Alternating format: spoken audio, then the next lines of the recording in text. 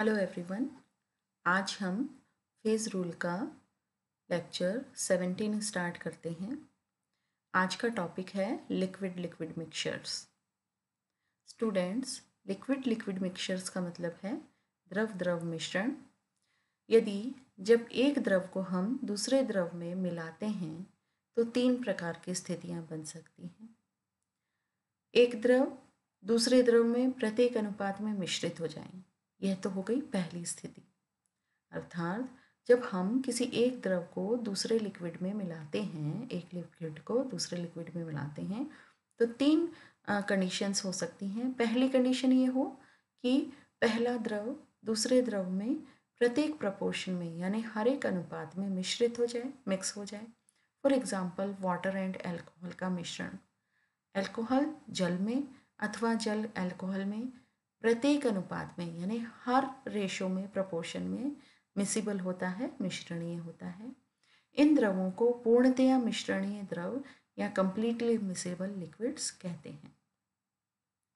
Second ये condition हो सकती है कि एक द्रव दूसरे द्रव में बिल्कुल ही मिसिबल ना हो, बिल्कुल ही मिश्रित ना हो और एक दूसरे को मिलाने पर दो पृथक लेयर्स के रूप में अलग अलग हो जाए। अर्थात दोनों द्रव जो हैं वो एक दूसरे में बिल्कुल भी मिश्रित ना हो, मिसिबल ना हो और दोनों की अलग अलग लेयर्स बन जाएं। फॉर एग्जाम्पल वाटर और नाइट्रोबेंजीन अथवा वाटर और कार्बन टेट्राक्लोराइड का मिश्रण, यदि हम इनको आपस में मिलाते हैं तो ये इमिसिबल लिक्विड्स होते हैं, अर्थात इमिसिबल सॉल्यूशन बनाते हैं, अमिश्रणीय द्रव बनाते हैं। तो इन द्रवों को हम क्या कहते हैं? अमिश्रणीय द्रव कहते हैं।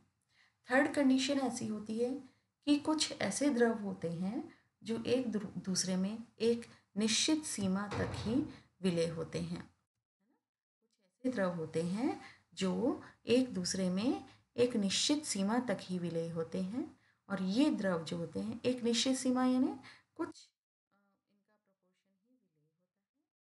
इनका प्रपोर्शन ही विलय होता है और ये द्रव आंशिक रूप से मिश्रणीय द्रव या पार्शियली मिसिबल लिक्विड्स कहलाते हैं। फॉर एग्जाम्पल फिनॉल जल, phenol water system, aniline water system इत्यादि इस प्रकार के मिश्रण के उदाहरण हैं। अब हम आते हैं आदर्श विलयन पर, यानी आदर्श विलयन आइडियल सॉल्यूशन क्या होते हैं। अब हम इसके बारे में जानकारी प्राप्त करना चाहते हैं कि आइडियल सॉल्यूशन क्या होते हैं। आइडियल सॉल्यूशन जो हैं ये, इनको हम ऊष्मागतिक गुणों के द्वारा समझाए जा सकते हैं। आइडियल विलयन को हम ऊष्मागतिक गुणों के द्वारा समझ सकते हैं।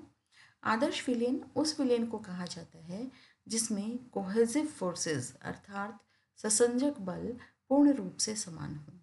ऐसे विलयन जिनमें कोहेसिव फोर्सेस यानी ससंजक बल पूर्ण रूप से समान हो यानी यूनिफॉर्म हो, अर्थात सॉल्यूट सॉल्यूट के, सॉल्यूट सॉल्वेंट के तथा सॉल्वेंट सॉल्वेंट के मॉलिक्यूल्स के मध्य अंतर आणविक आकर्षण बल पूर्णतया समान हो यानी पूर्णतया यूनिफॉर्म हो। अर्थात जो विलयन किन दो घटकों से मिलकर बनता है? विलयन सॉल्यूशन बनता है सॉल्यूट और सॉल्वेंट से।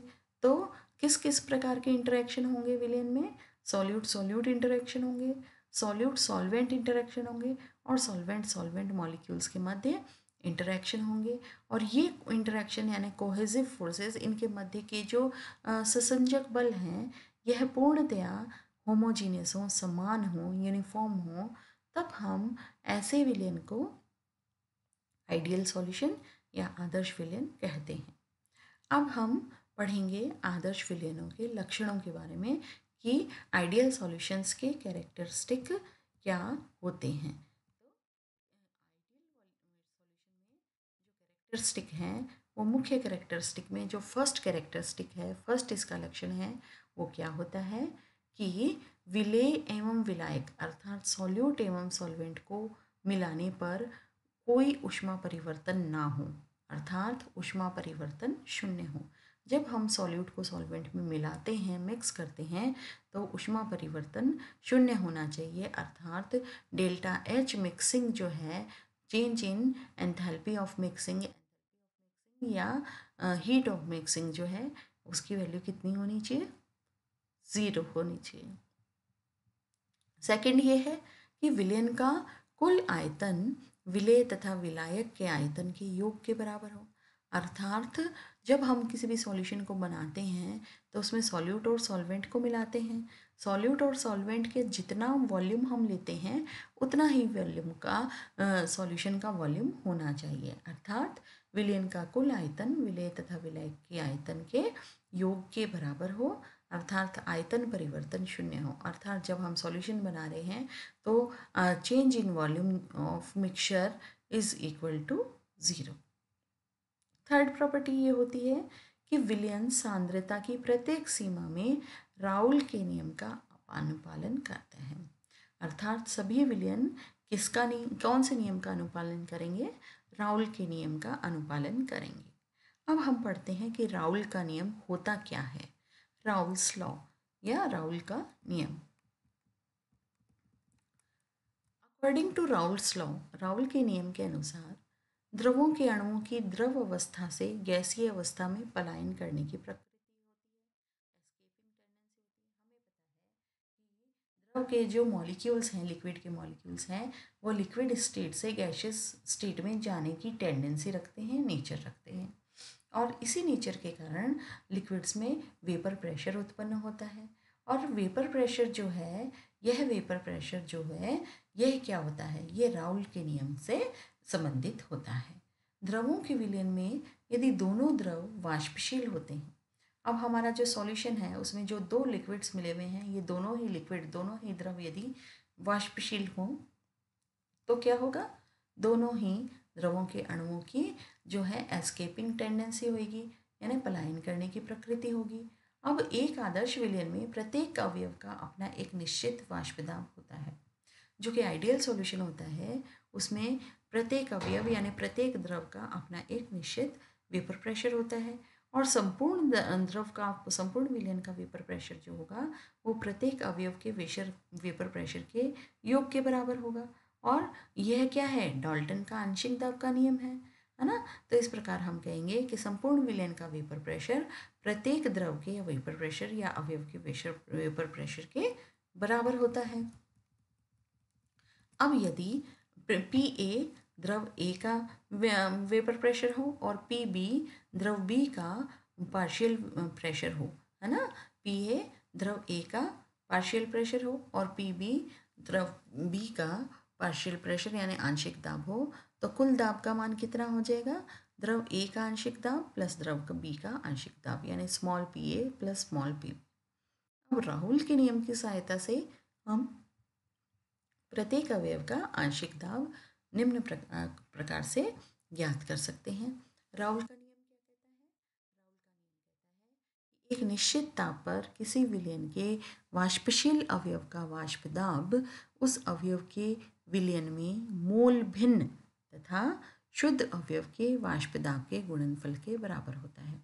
अर्थात राउल का नियम ये कह रहा है कि किसी भी विलयन में जो वाष्पशील अवयव है उसका जो वेपर प्रेशर है, वाष्प दाब है, वह स्मॉल पी उस अवयव का मोल भिन्न तथा शुद्ध अवयव के वाष्प दाब के गुणनफल के बराबर होगा।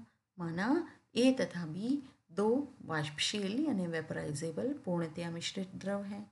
इन द्रवों के वाष्प दाब कितने हैं? दो वाष्प, माना कि ए तथा बी वाष्पशील पूर्णतया मिश्रणीय द्रव हैं। इन द्रवों के वाष्प दाब क्रमशः कितने हैं? पी ए 0 तथा पी बी 0 हैं। तथा इन द्रवों से जो आदर्श विलयन बनेगा उसमें इन द्रवों की मोल भिन्न यानी मोल फ्रैक्शन यदि पी ए तथा पी बी विलयन में ए तथा बी के पार्शियल प्रेशर्स हों तो राउल के नियम के अनुसार क्या होगा? पी ए पार्शियल प्रेशर यानी ए का पार्शियल प्रेशर, द्रव ए का partial pressure small P A क्या होगा? पी ए 0, यानी उस द्रव का जो वाष्प दाब है, ए द्रव का वाष्प दाब इंटू उसकी मोल फ्रैक्शन एक्स ए। और पी बी द्रव का वाष्प दाब कितना होगा? पी बी द्रव का आंशिक दाब will be equal to P B का पार्शियल प्रेशर यानी आंशिक दाब is equal to P B द्रव, प्योर द्रव का वाष्प दाब इंटू वेपर प्रेशर इंटू ये क्या हो जाएगा? मोल भिन्न एक्स बी। ठीक है, अब यदि पी विलयन का वाष्प दाब हो तो अब पी टोटल कुल विलयन का वाष्प दाब कितना हो, पी हो तो P A plus P B, ये तो वाष्प दाब हो गया। और पी ए आंशिक दाब, पी ए आंशिक दाब कितना है, पी ए आंशिक दाब है P A zero into X A, और पी बी आंशिक दाब कितना है, P B zero plus into X B, और टोटल पी कितना हो जाएगा, P A zero X A plus X B. अब X A plus X B कुल विलयन का वाष्प दाब है, और कुल विलयन का वाष्प दाब एक्स ए प्लस एक्स वो मोल फ्रैक्शन है, और कुल mole fraction x A plus X B की वैल्यू कितनी होती है किसी भी सॉल्यूशन के लिए, 1 के बराबर होती है। तो एक्स ए की वैल्यू हम क्या रख सकते हैं, 1 माइनस एक्स बी। तो हमने यहाँ रख दी एक्स ए की वैल्यू 1 माइनस एक्स बी। तो जो कुल विलयन का वाष्प दाब होगा, वेपर प्रेशर, वो होगा P A zero into X A की जगह हो जाएगा 1 minus X B plus P B zero into X B. अब हम क्या कहेंगे, P A zero 1 minus X B plus P B zero X B. अब पी क्या हो जाएगा, P will be equal to P A zero plus X B P B zero plus P B zero X B. ठीक है, तो ये हो गया पी ए एक्स बी, है ना। तो इस प्रकार से एक्स बी को दोनों तरफ से हम कॉमन निकाल लेंगे, और इसका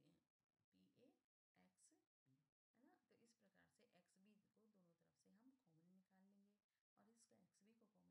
वैल्यू कितनी हो जाएगी, P B B zero minus P A zero, है ना। तो टोटल हमारा जो सॉल्यूशन हो गया, इक्वेशन है, वो इस प्रकार से हो गई, पी यानी कुल विलयन का वाष्प दाब is equal to P A zero plus X B into P B zero minus P A zero. ये इक्वेशन हो गई 3, 4, 5, 6, 7। जो इक्वेशन 3, 4, 5 है, यानी equation number P A is equal to P A zero into X A है, और equation 4 है P B is equal to P B zero into X B, और इक्वेशन नंबर 5 है P is equal to P A plus P B. ये equations जो है, ये तीनों ही इक्वेशन नंबर 3, 4, 5 जो है, ये सरल रेखा को बताती हैं। और जब हम वेपर प्रेशर और मोल फ्रैक्शन में हम आरेख खींचते हैं, लाइन खींचते हैं, तो हमें दिए गए डायग्राम के अनुसार रेखाएं प्राप्त होती हैं। ये डायग्राम है हमारा मोल फ्रैक्शन का, और इनका जो कुल वाष्प दाब और जो लिक्विड ए है, लिक्विड ए एवं लिक्विड बी का वाष्प दाब, ये हमें प्रदर्शित होता है। यहाँ ए तथा बी के आंशिक दाब जो हैं, यह रेखाएं जो समीकरण 3 और 4 से प्राप्त जो रेखाएं हैं, ये बिंदुकित रेखाएं, इसमें ये जो बिंदुकित रेखाएं हैं, ये बिंदुकित रेखाएं, ये समीकरण 3 और 4 से प्राप्त रेखाएं हैं, है ना। ये वाली बिंदुकित रेखाएं समीकरण 3 और 4 से प्राप्त रेखाएं हैं। ठीक है, और जो ये आंशिक दाब को प्रदर्शित करती हैं, यानी ए के आंशिक दाब को और बी के आंशिक दाब को ये प्रदर्शित करती हैं। अब यदि X B is equal to 1 हो जाए, अब क्या करें हम, यदि मान लें कि एक्स बी की वैल्यू कितनी हो जाए 1, यहाँ एक्स बी की वैल्यू 1 है और एक्स ए की वैल्यू कितनी है 0। तो यदि एक्स बी की वैल्यू 1 हो जाए तो वह प्योर बी को प्रदर्शित करेगी, यानी केवल बी ही यहाँ एग्जिस्ट करेगा और बी को प्रदर्शित करेगी। इस स्थिति में पी बी यानी जो पी बी है वो क्या हो जाएगा, पी बी 0 के बराबर हो जाएगा, क्योंकि एक्स बी की वैल्यू कितनी हो जाएगी 1, तो पी बी की वैल्यू कितनी हो जाएगी, P B is equal to जो ये है P B is equal to P B 0 के बराबर यहाँ हो जाएगी, है ना। जब एक्स बी की वैल्यू 1 हो जाएगी तो पी बी की वैल्यू कितनी हो जाएगी, पी बी 0 हो जाएगी। इसी प्रकार से जब एक्स ए की वैल्यू 1 हो जाएगी तब पी ए की वैल्यू पी ए 0 हो जाएगी, है ना। एक्स ए की वैल्यू जब 1 है तो पी ए की वैल्यू पी ए 0 हो जाती है। ठीक है, तो इसी प्रकार हम शुद्ध ए को और शुद्ध बी को हम ये स्थितियाँ प्रदर्शित करती हैं। शुद्ध बी को प्रदर्शित करती हैं पी बी 0 और शुद्ध ए को प्रदर्शित करती हैं पी ए 0 स्थिति। ये सरल रेखाएं होती हैं, और ये सतत रेखा जो है यह विलयन का कुल वाष्प दाब यानी PA0 और PB0 को यदि हम मिला दें तो एक कंटिन्यूअस लाइन बनती है, सतत सरल रेखा बनती है, और ये सतत सरल रेखा विलयन के कुल वाष्प दाब को बताती है P = PA + PB, है ना। कुल वाष्प दाब को बताती है P = PA + PB, और यह रेखा समीकरण 7 के द्वारा हमें प्राप्त होती है। और प्रत्येक सांद्रता के विलयन का इस रेखा पर कुल वाष्प दाब, प्रत्येक सांद्रता के विलयन का इस रेखा पर कुल वाष्प दाब जो है वो दोनों अवयव जो हैं A और B उनके आंशिक दाब के योग के बराबर होती है। तो इस प्रकार से हमें यह एक सरल रेखा तो PB के लिए प्राप्त होती है, PB = PB0 × XB, और यह सरल रेखा PA के लिए प्राप्त होती है, PA = PA0 × XA, और जब XA का मान 1 हो तो प्योर PA0 प्राप्त होता है, और जब XB का मान 1 हो तो प्योर PB0 प्राप्त होता है, और PA0 और PB0 को मिलाने पर हमें टोटल कुल विलयन का वाष्प दाब प्राप्त होता है, जो कि एक सतत रेखा बताती है। और ये जो डॉटेड लाइन थी, बिंदुकित लाइनें थी, ये रेखाएं A तथा B के आंशिक दाब को बताती हैं। A और B के जो पार्शियल प्रेशर्स हैं वो इनको शो करती हैं। अब इन आदर्श विलयन का जो वाष्प दाब और आरेख है, इनके लिए कुछ उदाहरण भी हैं कि कुछ एक उदाहरण के द्वारा हम इन आरेखों का अध्ययन करते हैं। सबसे पहला उदाहरण होता है N-हेक्सेन व N-हेप्टेन। दूसरा एग्जाम्पल है इथिल ब्रोमाइड और एथिल आइडाइड का मिक्सचर। तीसरा एग्जाम्पल है बेंजीन एंड टॉल्यूइन का मिक्सचर। फोर्थ एग्जाम्पल है क्लोरोबेंजीन एंड ब्रोमोबेंजीन का मिक्सचर। फिफ्थ एग्जाम्पल है बेंजीन एंड इथाइल क्लोराइड का मिक्सचर। और सिक्स्थ एग्जाम्पल है एथिलीन डाइब्रोमाइड और प्रोपिलीन डाइब्रोमाइड का मिक्सचर। तो आज का लेक्चर हम यहीं समाप्त करते हैं। धन्यवाद।